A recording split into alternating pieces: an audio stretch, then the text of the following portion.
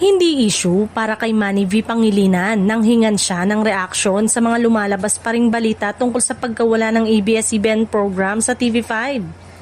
Nagpaunlak ng maiksing panayam si MVP sa sidelines ng live telecast ng Vibe sa Meralco Theater noong January 18, 2026. Dito ay natanong si Pangilinan o kilala rin sa initials niyang MVP tungkol sa napabalitang pagkalas ng TV5 sa 5-year content partnership nito sa ABS-CBN noong December 2025. Direktang sagot ni MVP, wala na, tapos na yon. It's grateful but it is what it is, right?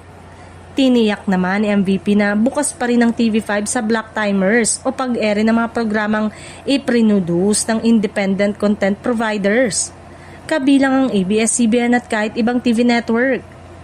Natanong din ito kung may tsansang makipag-collab ang TV5 sa rival network na GMA7. Of course, they have to agree, paglilinaw ni MVP, na nagsabing bukas siyang makipag-usap sa top executive ng GMA. Di niya patungkol sa TV5, we're open, friends of everyone and enemy no one, right? This industry is too small to be overly competitive.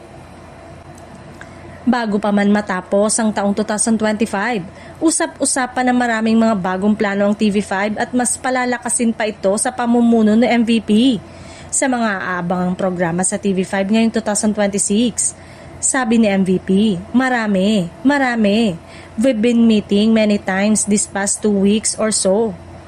Sa isang banda, full support si MVP sa music countdown show ng TV5 na Vibe. Aniya, I'm happy with Vibe.